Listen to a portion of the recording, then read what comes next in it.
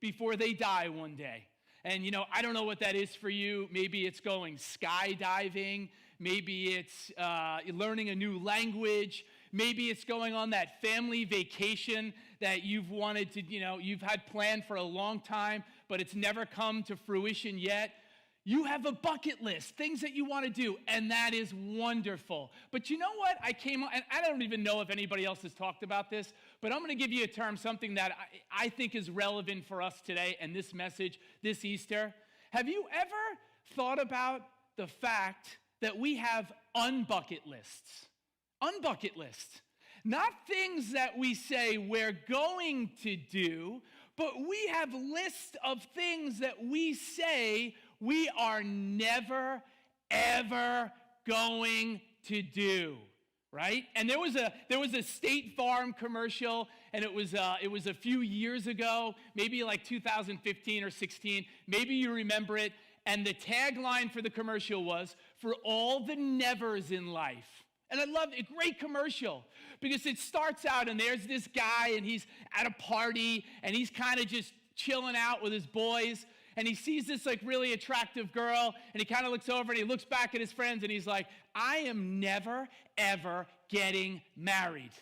And then they leave that scene right there, and you see the guy, he's in a jewelry store, and he's picking out an engagement ring. And the commercial goes on from there. He's married, and he's with his wife, and he says, "I will never, ever have kids." And the next scene is he's in the delivery room with his wife, and she's having a baby, and that's how the whole commercial goes. And isn't that how life is sometimes? And here's the one I want to focus on. Hey, listen, even if you're not a parent, I want to talk to the nevers that we say as parents, right? And if you're somebody, you're not married yet, you don't have any kids, listen, take heed to what I'm going to say right now, because you may have judged, like I did for many years, how other people parent their children. I said, here's part of my unbucket list as a parent before I had kids, right? Before I had kids, I said, I'm very health conscious. I will never feed my children junk food. I will never, ever give them junk food. Nothing.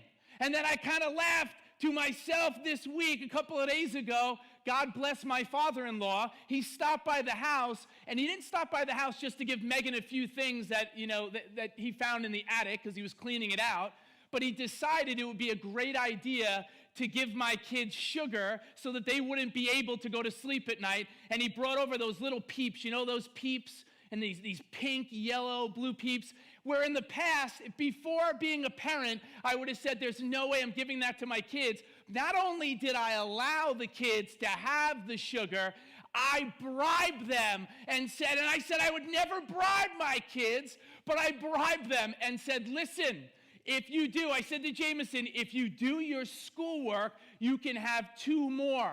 What happened to me? I swore, I said, I'll never do these things. And there I am, I'm doing those. I said, I will never, ever let an iPad or a phone babysit my kids. Now, you can sit there at home. I know some of you can sit there with your sanctified self and you can judge me right now. I know you've done it before. I know I'm not the only person that has been in a restaurant and their kid was acting up and you gave them an iPhone or an iPad, right? Come on, be honest. Or how about you said, I will never raise my voice and yell at my kids. I used to see parents in like restaurants. You'd see them at the mall and you'd go, are you kidding me? What's wrong with these parents? I will never be that parent. You know what it's changed to for me now as a parent? Now it is, I want to be on the level, so when my kids are older, I want to keep my voice to the level that they're not going to need therapy when they get older. That's kind of where it is right now as a parent, and I'm sure some of you can relate to that. And my last one, you know what I said I'll never do as a parent? I said I will never, ever, ever drive a minivan. I said, I'm not doing it. I'm never driving the minivan. The guy that does it, he's not cool. I'm going to drive something else. The last car in the world, I'll drive anything but a minivan. Can I tell you now, I've been driving a minivan for 5 years, and I love that minivan so much. It is a mini miracle that I am in a minivan, and I love it. How about you, though? Come on. It's Easter Sunday. How many things did you say you would never do? Because truth be told, doesn't life challenge our nevers? Doesn't life challenge our nevers? Because I think we say things, you know what? My marriage is never going to crumble. I am never going to get divorced. I am going to have a Nicholas Sparks romance story like The Notebook, and we are going to die together right next to each other at the ripe old age of 95 years old. That's the way my life's going to go. I never ever thought that I would lose my spouse. I never thought that I would lose my job. I never thought that I would get sick. I never thought I would have issues with my kids. I never thought that I would be in the midst of the world's worst pandemic we've seen in some time. I never thought I'd be in a situation where I really have to worry about my job. Everything seemed so secure a couple of months ago, but now there's so much uncertainty. There's so much anxiety. There's so much fear. I never thought I would be where I am today. And maybe that's you. That's okay. You know why? You're in good company. Because the Bible is replete with examples of individuals that, you know what? They had some nevers too. And they had some doubts. And they lived in uncertain times too. That's just a huge reason why I'm a Christian. I read that Bible. It's not edited. It's not sanitized. You see real stories about real people. No fables, no fairy tales, real stories. And can I start today, when we get into the word, can I talk about the patron saint of nevers? Thank you for allowing me to. And I think a character that I come back to time and time again during looking at the Easter story is none other than Peter. Peter is just a tremendous example of someone that had some nevers. And let me start here. I'm going to be in Matthew's gospel. I'm going to be in chapter 16, verses 21 and 22, right? And before I even put that up, though, can I just say this about this guy, Peter? Listen, if you've never opened a Bible before, that's okay. This is the kind of church that you can come to because we really don't care whether or not you know all the books in the Bible, you know all the prophets in the Old Testament, you know everything Jesus. That's not what this is all about. Okay? It's not about how much we know. It's about coming here, and it's who we know and getting to know the risen Christ. And it's interesting when you look at the life of Peter. You know, I'm also a history teacher, right? So I live in two different worlds.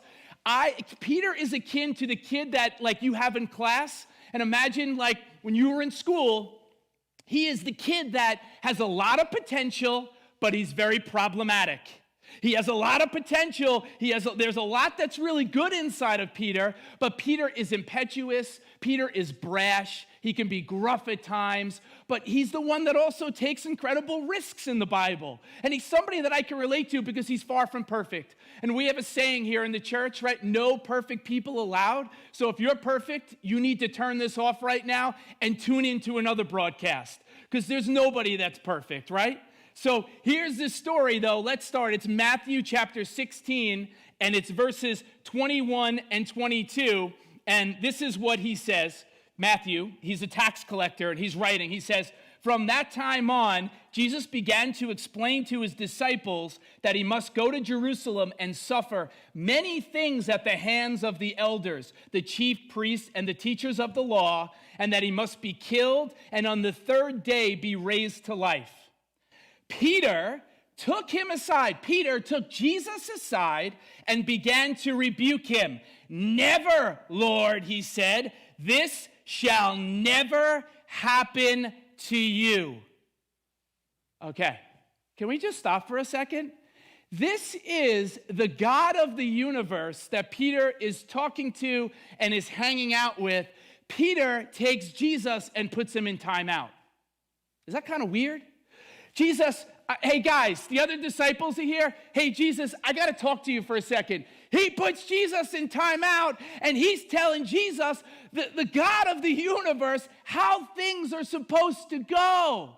He's telling him, listen, you're not supposed to die. That's not how things are supposed to go. You are going to change things. You're going to overthrow the Romans. You're going to change all the rules and the laws and all the Pharisees and all these teachers that have levied rules and oppressed the people. Jesus, you're going to change that. Jesus, I know what's best for you. Peter has incredible potential, but Peter can also be problematic. And it's interesting to note, in the previous story here, in the same chapter of Matthew, Jesus asked the disciples, he asked them a very poignant question. He said, hey guys, who do people say that I am? And they say, hey, Jesus, some people say John the Baptist, some people say Elijah, some people say one of the prophets, they say all these different things. And then he says, Jesus presses the issue. Who do you say I am? And Peter is the guy, he's that guy. You have a friend like that guy that just opens their mouth and like you're in a conversation and they say things that you're like, oh my gosh, I can't believe I can't believe she just did that. Peter is that guy.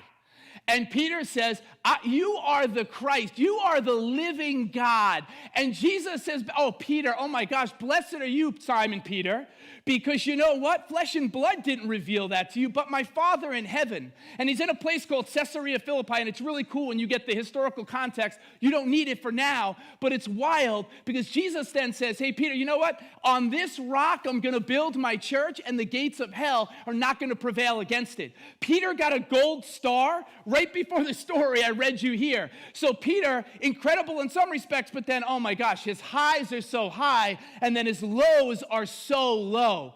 And it's so interesting to me. We judge Peter sometimes, don't we? In this kind of context, Peter, what are you talking about? Don't you realize? Well, I would say to us, his mindset, Peter's mindset, doesn't fit Jesus' mission at this point. His mindset of what Jesus is supposed to do, how things are supposed to play out, doesn't jive, and Peter doesn't like it. And you can't judge him because up to this point, Peter has seen Jesus perform miracles. He has seen the lame walk. He has seen the blind can now see. He has performed incredible miracles. He's walked on water. He's done amazing things. So we can't really judge Peter. And I get it why Jesus kind of waits like toward the end to tell them, like in stages of how things are going to happen. Because I think if Jesus unfolded everything to the disciples, I don't think any of them would have been around for the 3 years that Jesus is teaching. He had to kind of lay things out slowly for them. And I also have to say this to us, again, in looking at Peter, though, on both sides of him, you have to understand, Jesus is saying, Peter, listen, I have a mission. I have something that I have to do. It kind of reminds me of when you think of, do you know the game chess? I don't know how many of you play the game chess, but think about the king. What is the goal of that game? The goal is to preserve the king under any circumstance, make sure the king stays alive. Once the king goes down, the whole kingdom goes down, right? So you can understand Peter saying, listen, this is the rabbi. He is the one. He is the one that we put our hopes and our dreams in. He's the one that we're getting behind. Jesus, you're not going to die. You're not going to go to a cross. That's not how this story is going to end. It reminds me of a World War II story. Many of you probably know the name Winston Churchill. He is the prime minister during, the darkest hour for Great Britain in the 20th century. It's World War II. And we're getting set for D-Day, the Allied invasion of Normandy, and we're going to storm the beaches. So what's wild is Churchill had said that he wanted to be on a battleship in the English Channel on a bridge on this battleship, and he wanted to watch the actual invasion. Dwight D. Eisenhower, a general, right, garnered a lot of glory, would eventually be a president of the United States, right? What does Eisenhower say? Eisenhower says, over my dead body will you be out there, and we're not putting your life in jeopardy. But he can't dissuade him, and you know what he does then? He says, I'm going to go to a higher power. He went to the King of England. He went to King George VI. And he said, listen, I need your help. I need to enlist your help here. You need to talk to Churchill because it's too dangerous. And they came up with a plan, right? This clandestine meeting, and they come up with this plan, and here was the plan. The king went to Churchill, and he said, okay, you want to go out there and you want to, see the invasion? I'm fine with that, but guess what? I'm coming with you. I'm the king, and I'm going to sit there on the battleship too. And Churchill, that was the only way for him to step down because he said, there's no way I am going to put the king's life in jeopardy. So he didn't do it. I'm bringing up that story today because it's akin to what is going on here in the Gospels, that Jesus Christ is a different kind of king. I'm sick of them talking on TV about the Tiger King. We're in Easter season, and there is only one king, and he is the King of Kings, and he is the Lord of Lords, and he is risen. And that king said, I am going to ransom, I'm going to give up my life so other people can live. It was the ultimate king's ransom. I will lay down my life. No man takes my life. I'm going to lay down my life, and then I'm going to pick it up again. And he does that. And that's why, again, though, getting back to Peter in this story, you kind of understand where things are at. And then look at the next verse, getting back to Matthew 16. Look what Peter says in verse 23. Look at this. Jesus turned and said to Peter, so Peter rebukes Jesus, and Jesus says, get behind me, Satan. You are a stumbling block to me. You do not have in mind the concerns of God, but merely human concerns. I love this. You know why? Because Peter goes from up here where he is, his name was changed. His original name is Simon, which means shifty, and it's changed to Peter, which means rock, right? And it's kind of funny. I think it's ironic because he's the least stable of all the disciples. Well, maybe Judas. I don't know. Judas betrays him. But when you look at all the disciples, he's the least stable of all of them. So here he is. He goes from being Peter the rock. He goes from being Dwayne Johnson in one verse to Satan in the next verse. That is a pretty big downgrade, is it not? To go from being the rock to being Satan. And Jesus is like, look, Peter, you don't understand. There are certain things. There are things that are happening behind the scenes. There are things that you don't know. Just like when you look at a picture or you look at a painting somewhere, right? There is the foreground. There are things that we actually see, but there are things that are going on in the background. Peter, you don't understand. It's above your pay grade. There are things that are happening behind the scenes that you don't know and you don't understand. But trust me, my Father has things under control. You know what I love about Jesus too? Jesus doesn't give up on people. He doesn't give up on people. And you want me to prove that to you? When you look at this story, here's another passage. I'm giving us two nevers from Peter. Here's the next one. Or I should even, before I do that, let me tell you what this word means. This is even more important. Stay with me now. Look what it says in verses 21 and 22, and I'm just going to hit this briefly. You see where I underline on the screen? You can see where I underline never, Peter took him aside in 22 and began to rebuke him. Never, Lord, he said, this shall never happen to you. Can you say in your home right now, can you put your coffee down for a second? Can you put your eggs, I know you have hard-boiled eggs. I know they're colored. I know you spent all night. Can you just put them down for 1 second? I want you to say that word in Greek with me. Ready? Oume. Oume. Right? That word has incredible meaning because it's not just saying, Peter's not saying in the original Greek, never, Lord. He's saying never, no, never. There's an extra emphasis that is on this. Peter is emphatic that he knows what Jesus is supposed to do. Now, there's another story too. Look at this. When you go to Matthew 26, 31 through 35, all right, this is Passover. You heard Naeem mention that before. I want to read for us now. I want us to see this. Then Jesus told them, this very night you will all fall away on account of me, for it is written, I will strike the shepherd, and the sheep of the flock will be scattered. But after I have risen, I will go ahead of you into Galilee. Peter replied, again, Peter's that guy, even if all fall away on account of you, I never will. I never, ever will. No, never. Truly, I tell you, Jesus answered, this very night before the rooster crows, Petey, you will disown me 3 times. But Peter declared, even if I have to die with you, I will disown you.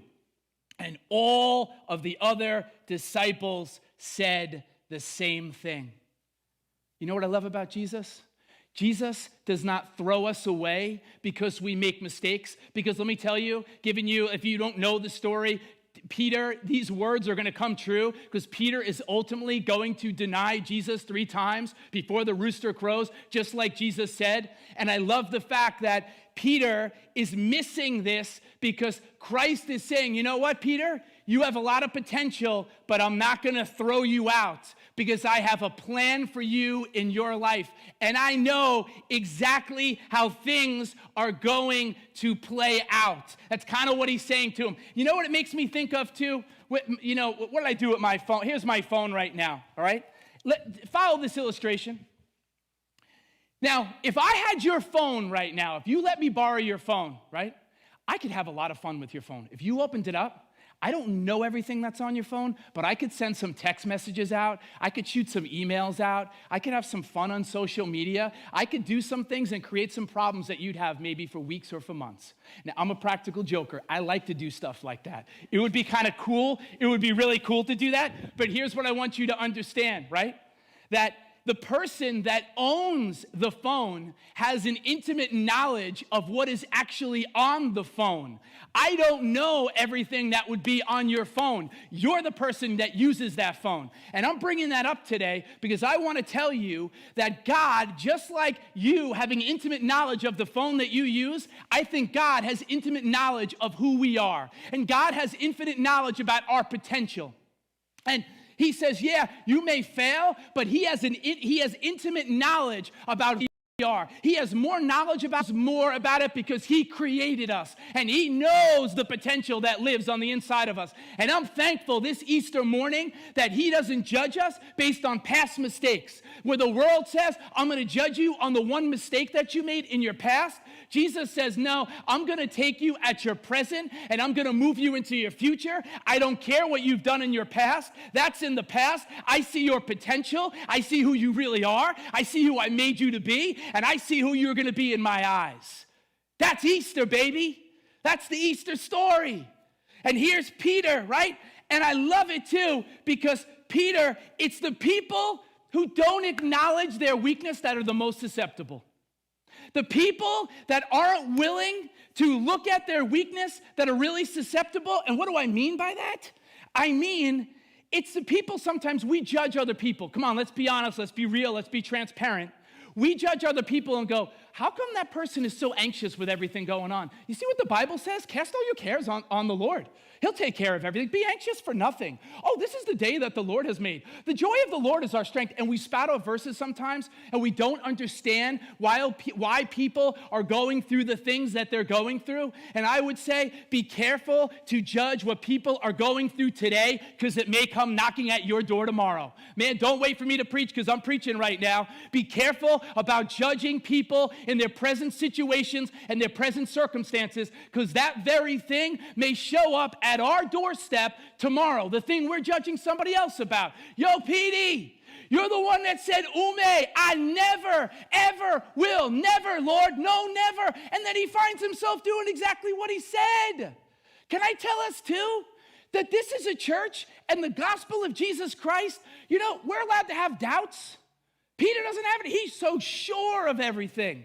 And sometimes that can lead us astray. If you walk into a church and people have all the answers, listen, there is room for doubt in this church. There is room for doubt in your relationship with Jesus Christ. You can no doubt. You don't have to be certain. You don't have to have all the answers on things. I look in the Bible, Naeem mentioned it this morning. He talked about Thomas, whose name is we call him Doubting Thomas. He's also called Didymus, Doubting Diddy. And we look at Doubting Diddy, and we look at him, and we always judge him. What? No, he's honest Thomas, because he actually brought out what was going on inside of him. He was able to be honest with God. He was able to bring that stuff out. You know what the problem is? The problem is when our doubts lead to dead ends. Do not, listen to me, even if you're not a Christian, I would ask that you take your doubts, and can we actually doubt our doubts sometimes? You remember last week I said we don't think about our thoughts? How about the fact that I'm thinking a lot this week? We don't even doubt our doubts. Instead of just doubting our faith, why don't we doubt the doubts that pop into our minds? Why don't we doubt the one that is trying to plant seeds in our mind, seeds of doubt, seeds of uncertainty, seeds of fear, seeds of anxiety? Why don't we doubt our doubts? You don't have to have all the answers. I certainly don't have all the answers. Do you ever read the Bible sometimes? There's some stuff in there, I get it. You look at it and go, man, people come back from the dead. Jesus raised people to life. I get it. I understand that. We don't come in here, it's not blind faith. We are allowed to bring our doubts. We are allowed to bring our concerns. But listen, sometimes we are walking somewhere and God has us on a path and God hasn't said, this is where your destiny is. Don't let doubt stop you from walking through that door. You're never going to have all the answers. And anybody says that they have no doubts, doubt that person. Charles Spurgeon said that, the great English preacher. If somebody says, I have no doubts, then we're supposed to doubt that person. Yo, Peter, in the story, Peter has no doubts. Ume, never, no, never. And I feel like that word never has been over some of our lives. God gave me this. I feel like that word has been over some of our lives during this pandemic. What do I mean by that?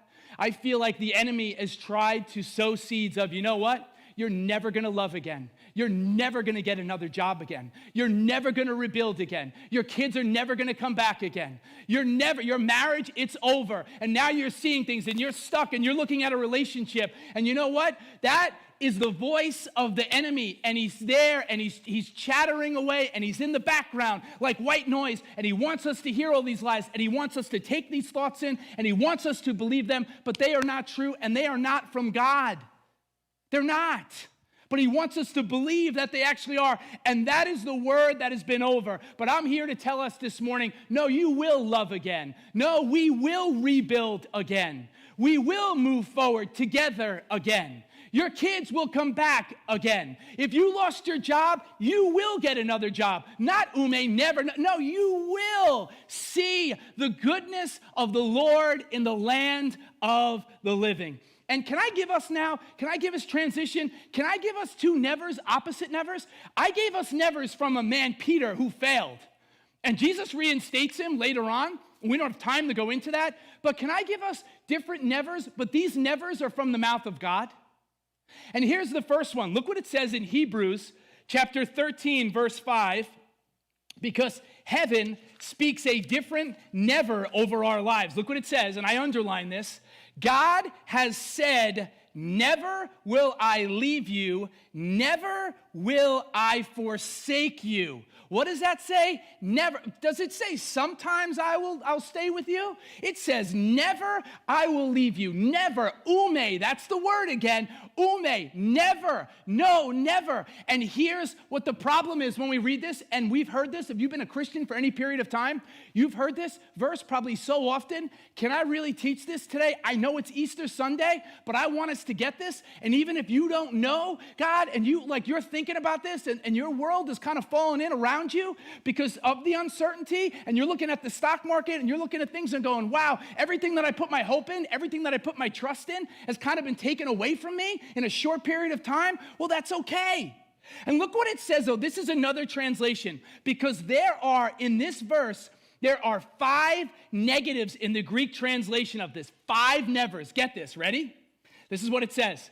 I will never, it's called the Amplified Version, I will never, under any circumstances, desert you, nor give you up, nor leave you without support, nor will I in any degree leave you helpless, nor will I forsake you, let you down, or relax my hold on you, assuredly not. I will never. And listen, I'm telling us here today, you may be going through some trials and circumstances, and God is telling us, this is not Peter's prediction, but this is God telling us, and there's been an assault on our minds, there's been an assault on our lives right now as we live through this pandemic, but God's promise to us in his word, and this goes all the way back to Deuteronomy when Moses is talking to Joshua, but here it says, the writer of Hebrews is telling us today, he's telling you listening right now, he's saying, I will never, ever leave you, that I'm going to hold you in the grips, you're being held in the grips of grace. I have you. I got this. Don't worry about it. I know what you're going through. I know where you've been, and you don't have to worry. And look come on, when you see this and you see the goodness of God, when he's saying this, he's saying, look, when will I withdraw my love from you? Never.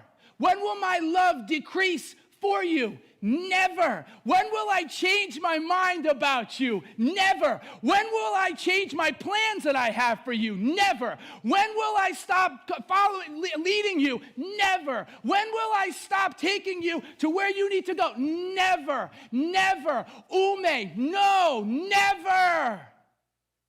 That's a good word from the Bible. That's a good word for us as we go through this. And you know what? I want to tell us a little story that maybe you relate to. We all know, you see the picture on the screen. This is Dr. Martin Luther King. And this is a great story as it pertains to this verse in Hebrews. You see, Dr. King, the year is 1956, and he's spearheading, he's leading what's known as the Montgomery bus boycott. It's January 56. The boycott had started in December, only a month prior.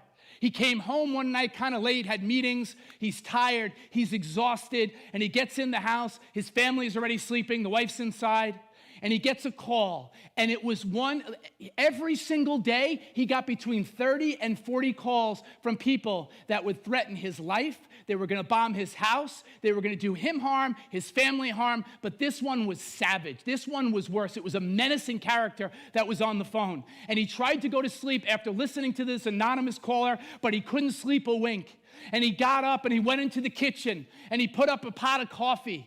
And then he sat down at the kitchen table when it was done, and he put his head in his hands, and tears were streaming down his face because he was so stressed out with everything that was going on.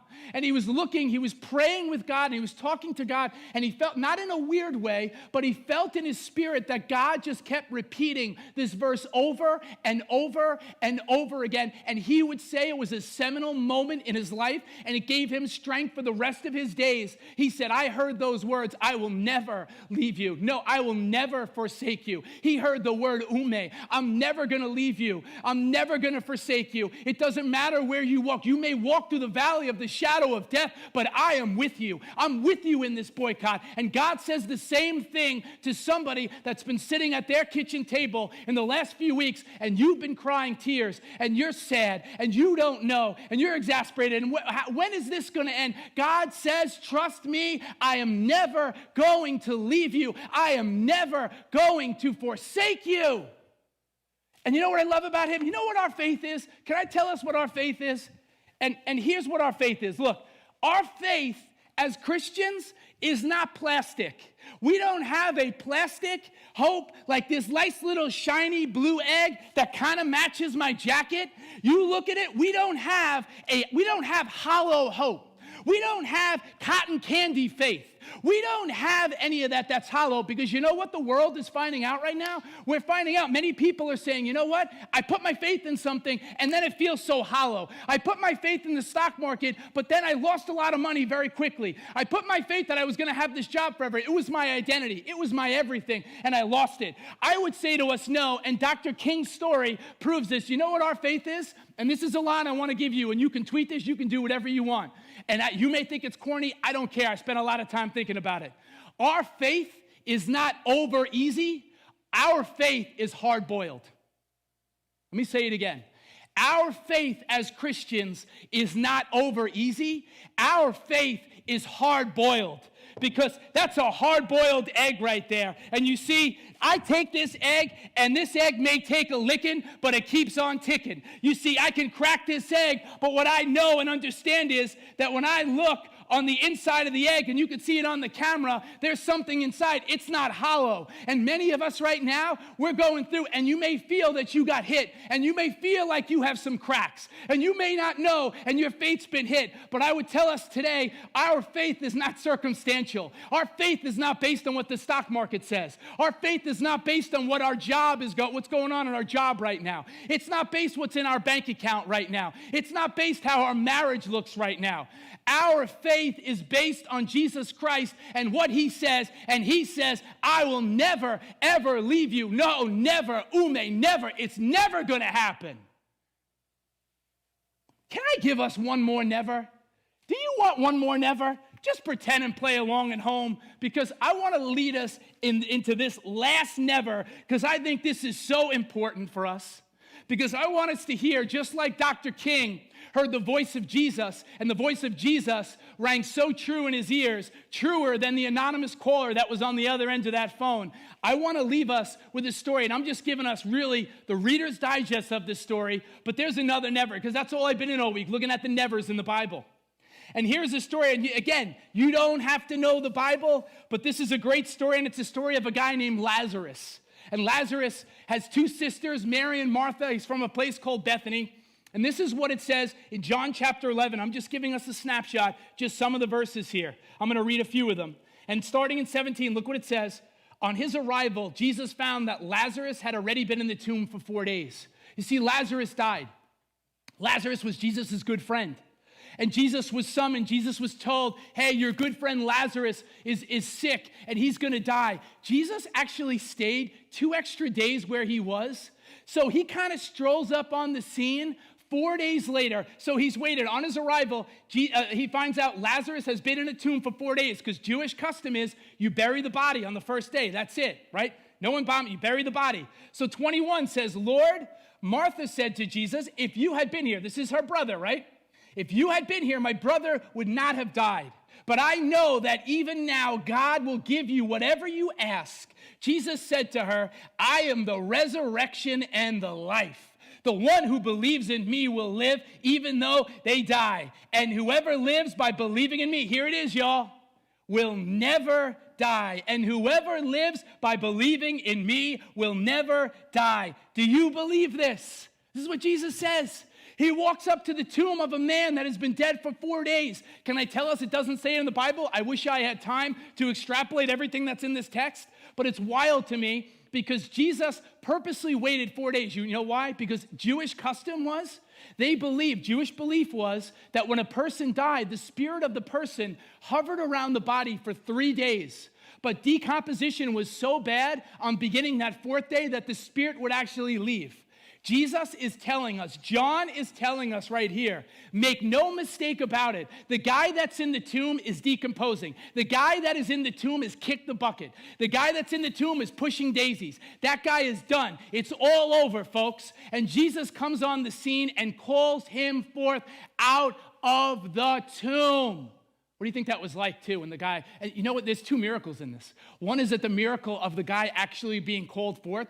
from the dead. But the other miracle is he would have been bound up, and he would have 100 pounds of spices and linen would have been on this guy. Can you imagine what the scene, when I'm hopping around up here, I call it the Laz. What would the Laz have looked like as Lazarus comes hopping out of the tomb and everyone's there and they're like, I bet for the rest of his days, he eventually died again, right? But I bet for the rest of his days, people like, remember you came out of the tomb and you hopped around and they called it the Laz? I bet at parties, they were probably laughing about it. You got to have a little sense of humor too. Jesus had a sense of humor. Jesus had a personality. And listen, in closing here today, please understand, when Jesus says never, it's a different never. When God says never, it's a different never. When God says ume, it means, listen, that's it. This is never going to happen. So you can know beyond a shadow of a doubt, when Jesus says you can have resurrection life, you will never die. Listen, we're all going to die one day. 1 out of 1 people die. But we know, listen, we have hope. We don't have the hollow hope. We don't have plastic faith. We can put our faith in the one who overcame the grave and walked out 3 days later when they thought the story was over. And Satan was so silly because he was there. And I was watching The Passion of the Christ the other night, and I was laughing to myself because I'm like, man, how stupid was he that he was putting the nails, hammering those nails into his own coffin.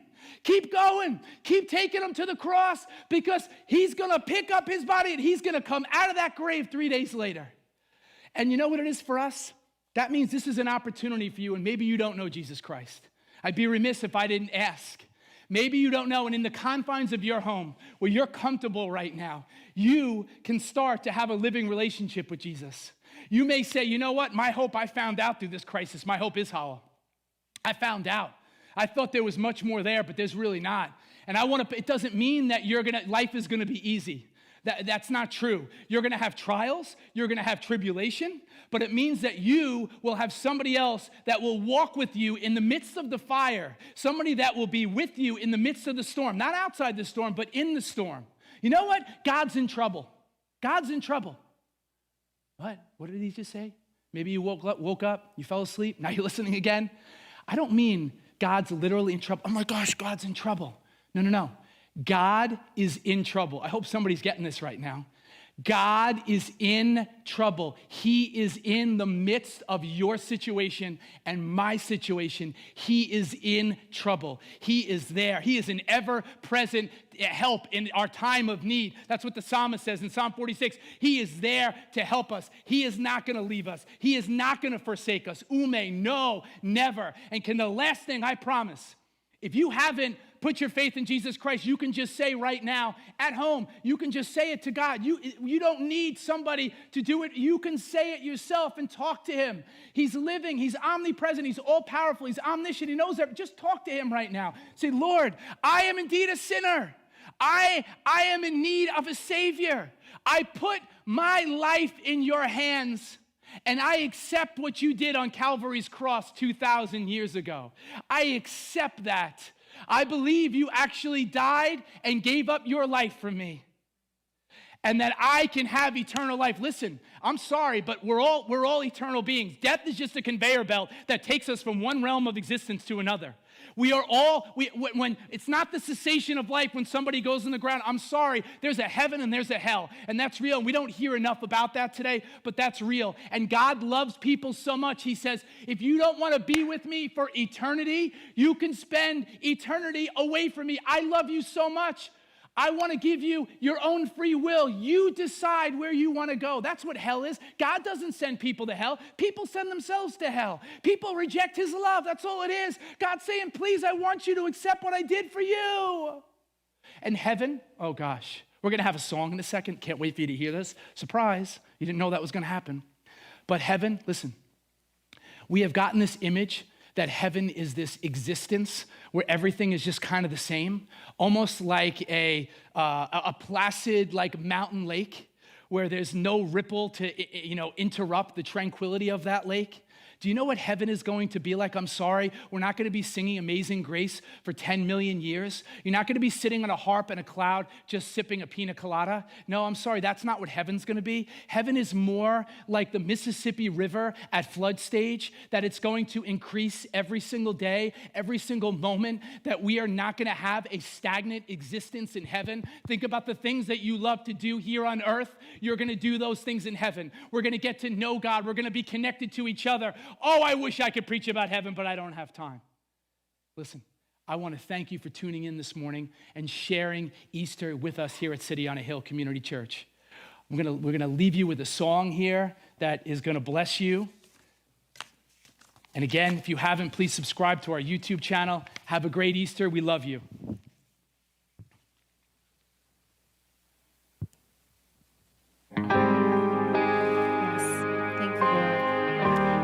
Thank you, Jesus, that you have told us you will never leave us and you will never forsake us.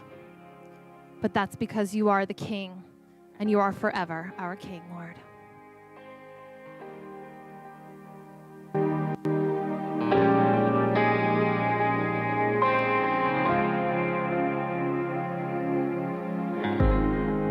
The moon and stars, they wept. The morning sun was dead. The Savior of the world was fallen. His body on the cross, his blood poured out for us, the weight of every curse upon him. Yes, Lord, we thank you that you took every curse upon yourself, Lord, and you took it to the cross. Yes, Lord, and you rose from the dead, Jesus.